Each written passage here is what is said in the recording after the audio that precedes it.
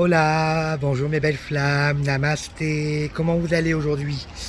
Alors aujourd'hui on se retrouve pour la vidéo numéro 12 qui va parler de discernement à avoir, qui est un point important dans le parcours des flammes jumelles.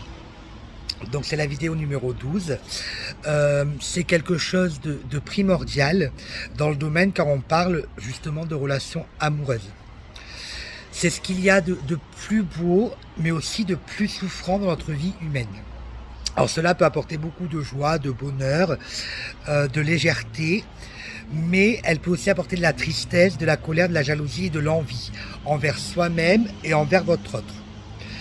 Dans le parcours flamme jumelle, vous allez avoir beaucoup de doutes sur votre relation à tout moment. Vous verrez que plus elle avance dans le parcours et moins vous aurez de doutes. Mais au début, c'est tout à fait normal de douter de cette relation qui est très spéciale avec un lien énergétique très particulier.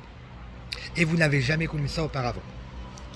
Vous allez passer par plusieurs stades pour trouver vos réponses. Alors quand vous allez chercher de l'aide auprès de personnes qui vous indiquent un parcours flamme jumelle, il va falloir absolument faire preuve de discernement pour ne pas retomber dans ce qu'on appelle toutes les souffrances.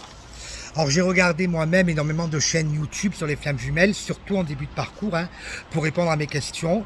À l'heure d'aujourd'hui, j'en regarde presque plus, car j'ai compris suffisamment le parcours et je n'ai plus besoin à tout prix de comprendre, analyser, savoir si je suis en début, milieu ou fin de parcours. Ça finalement, au bout d'un moment, on s'en fiche de se situer dans le parcours. D'accord. Le tout, c'est qu'il y a des personnes peut-être qu'elles sont flammes jumelles, d'autres le savent et d'autres ne le savent pas. Certaines sont des personnes en éveil, mais une personne en éveil n'est pas forcément une personne en parcours flamme jumelle, je le répète, et elles croient pouvoir aider et elles vont finalement faire plus de mal que de bien. Donc les personnes que vous allez voir sur des chaînes YouTube, que vous allez voir en guidance, peut-être qu'elles-mêmes ne sont pas flammes jumelles, elles sont juste des personnes en éveil. Il faut prendre du recul sur tout ça, car le milieu spirituel, il y a beaucoup de malversations. Quand vous allez souvent sur des chaînes YouTube avec des personnes qui sont flammes jumelles, comment savoir si cette personne est bonne pour moi? Alors, pour cela, on en viendra toujours au ressenti. Comme j'ai dit dans ma vidéo numéro 3, quand je parle comment avoir la certitude d'être flamme jumelle, ce qui compte en premier, c'est le ressenti, c'est le plus important. Est-ce que quand je suis cette personne, je me sens léger? Est-ce que leur voix vous semble agréable? Est-ce que vous voyez à la fois de la lumière? Est-ce que ça n'emploie pas uniquement des termes spirituels, des termes beaucoup trop lumineux?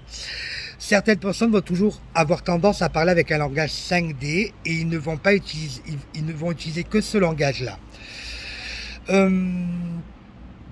Tout le temps, les mêmes termes, utiliser le mot amour inconditionnel, fusion, des langages beaucoup trop lumineux. Ils ne vont pas beaucoup imager ou donner l'expérience sur leur parcours.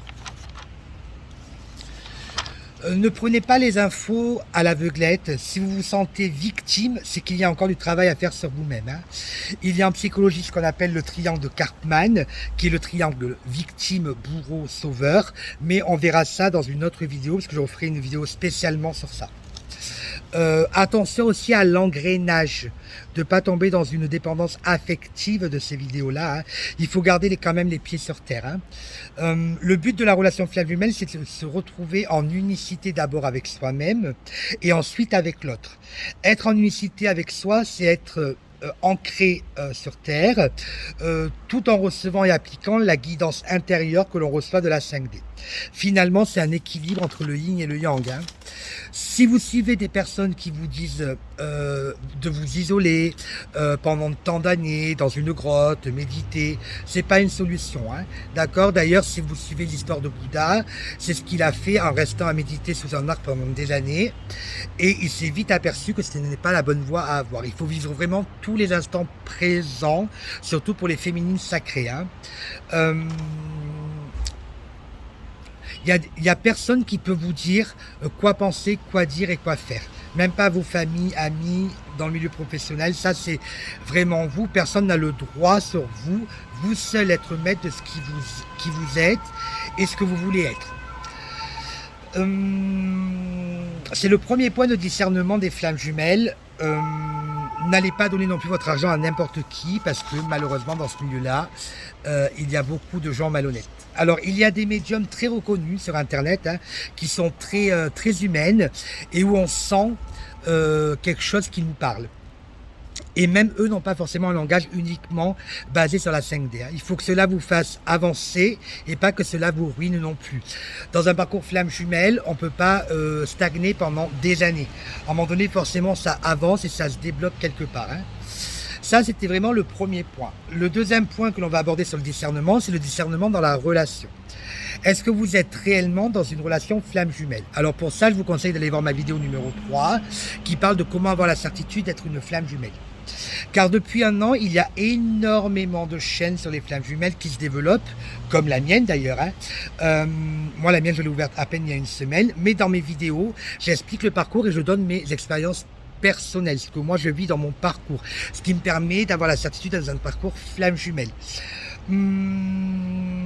D'ailleurs, merci avec gratitude pour tous les gens qui regardent mes vidéos, ceux qui me suivent, mes abonnés, vos commentaires.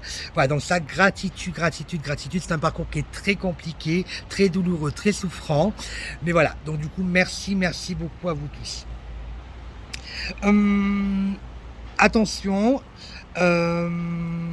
ça peut être aussi une relation toxique. Parfois, on se pose dans une relation flamme jumelle et on est dans une relation toxique. Alors, elles peuvent se ressembler sur certains points, mais c'est deux mots complètement antagonistes et différents. Hein. La relation flamme jumelle, il y a énormément de souffrance d'un côté et de l'autre, mais on avance. Au fur et à mesure des mois, des années, si vous voyez que vous êtes toujours dans la même souffrance physique, émotionnelle, intellectuelle, que vous voyez que dans votre vie de tous les jours, matériellement, physiquement, rien ne change, que vous habitez toujours au même endroit, vous faites toujours le même métier qui ne vous plaît pas, et que vous vous sentez toujours victime de l'autre, il y a un souci quelque part. D'accord? Et pour cela, il faut regarder en vous. Il va falloir aller chercher en vous l'honnêteté avec vous-même. Ok? C'est pas normal qu'au bout de plusieurs années, j'ai toujours le même comportement, que je n'ai pas avancé. Quand c'est comme ça, ayez le courage, soyez courageux d'aller voir en vous-même et être totalement en accord avec vous-même, dans l'authenticité, c'est ce qu'on vous demande dans ce parcours. Hein. Si vous avez besoin d'aide d'un professionnel, allez-y, hein, faites-vous aider, accompagner. Je vous mettrai 2 liens en bas, les énergies de Cathy et flamme jumelle, flamme d'éternité, par des psychothérapeutes, hypnose régressive, des coachs. Vous ne devez pas rester seul, ok, mais surtout ayez le bon discernement. N'allez pas uniquement vers quelqu'un tourné vers la spiritualité. Il y a beaucoup de gourous, de vampires énergétiques et des personnes vont vous faire croire que vous êtes flamme jumelle ou d'autres qui vous font croire qu'elles sont flammes jumelles et qu'elles ne le sont pas du tout. Allez vers ce qui vous interpelle, mais posez-vous la question dans votre relation. Est-ce que la personne que vous considérez comme votre autre est agressive envers vous ? Verbalement, physiquement, une flamme jumelle ne sera jamais agressive ou agressif envers vous. Alors, il peut y avoir des disputes, de la colère, de la jalousie dans les deux sens, mais en règle générale, cela ne dure pas très longtemps. Hein. Vous avez le doute très souvent, comme toutes les flammes jumelles, mais vous ne faites pas souffrir l'autre personne intentionnellement. Elle ne bouffe pas votre énergie non plus. Elle peut vous rendre mal physiquement et psychologiquement, mais cela ne dure pas éternellement, qu'elle soit là ou pas. Ça dure quelques minutes, quelques heures, quelques jours, mais après ça passe. Hein. Quand c'est comme ça, retrouvez-vous en miroir avec vous-même. Allez voir en vous ce qui ne va pas, ce qui cloche.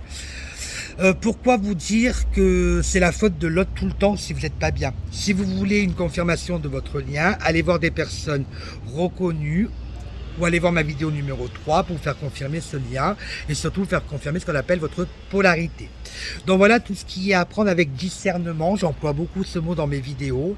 Là, je fais une vidéo spécialement sur le discernement. Vous pouvez maintenant faire vous-même, voir si ça vous parle ou ça ne vous parle pas. Voilà, merci beaucoup mes belles flammes. Je vous embrasse et je vous dis à bientôt. Bisous, bisous.